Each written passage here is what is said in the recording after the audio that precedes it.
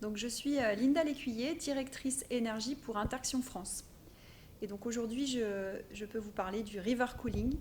C'est un projet que nous venons de mettre en service pour nos data centers de MRS2 et de MRS3. Ce projet vise à refroidir les data centers avec l'eau naturelle d'une ancienne galerie minière, la Galerie et la Mer, construite en 1905 et qui permet de tracter, de véhiculer de l'eau froide toute l'année à 15 degrés. Donc cette eau, on la dirige vers nos data centers et à partir de là, on peut refroidir, produire du froid pour alimenter les serveurs. Donc, techniquement, on va venir placer un échangeur à plaques entre le réseau dit d'eau glacée du data center, donc un réseau qui est un réseau 20-30 degrés, donc on alimente les serveurs avec du froid à 20 degrés, on remonte de la salle serveur avec de l'eau chaude à 30 degrés, et donc grâce à ces échangeurs à plaques, de l'autre côté, on alimente l'eau du river cooling, et donc on réalise par convection un échange de calories, et ce qui permet finalement de se passer intégralement des groupes froids sur nos deux data centers. Donc le projet apporte une production d'énergie renouvelable de 22 MW de froid. Et c'est une solution technique qui est 30 fois plus performante que les groupes froids classiques, qui depuis le 30 juillet sont totalement à l'arrêt. Alors, c'est un projet qui est unique et qui n'est pas reproductible, puisqu'il faut qu'il y ait une rivière qui passe à côté.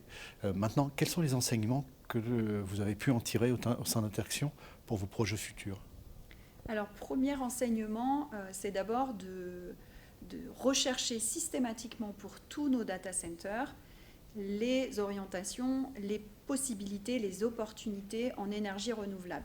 Elles existent, on peut utiliser l'air frais déjà pour réaliser du free cooling à air, technologie relativement classique.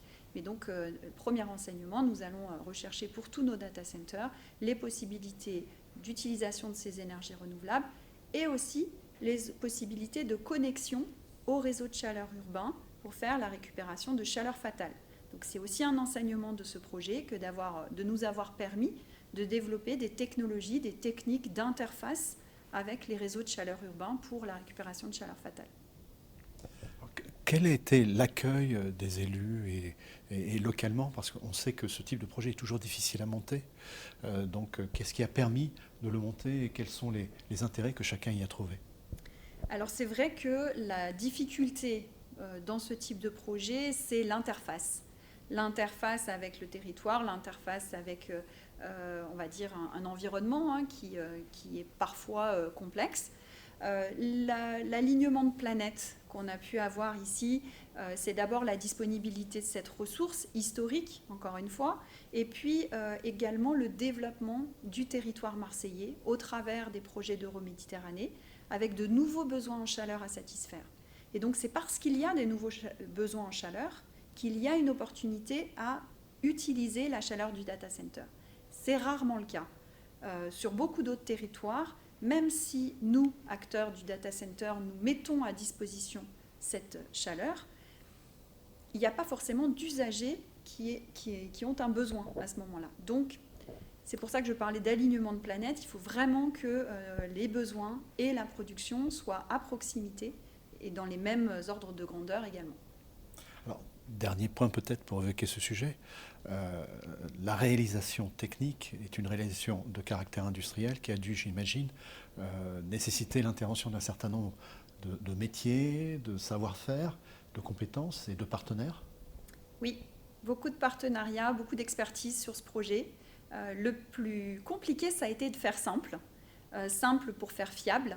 Et donc effectivement, il y a 5 partenaires industriels majeurs qui ont mis leur expertise en commun, à commencer par Dalkia Smart Building, la filiale du groupe EDF, mais également Capingelec, Largier Technologies, Victolic, Schneider Electric et bien sûr le savoir-faire des équipes de conception d'Interaction. Une année de conception, 3 ans de travaux pour une mise en service le 30 juillet 2021. Et qui s'est révélé efficace immédiatement. qui est particulièrement efficace puisqu'on a un PUE qui est notre indicateur professionnel visé qui était à 1,2 et dès le 1er août, nous étions en deçà de cette valeur, donc on a une réalisation qui est au-delà de nos attentes.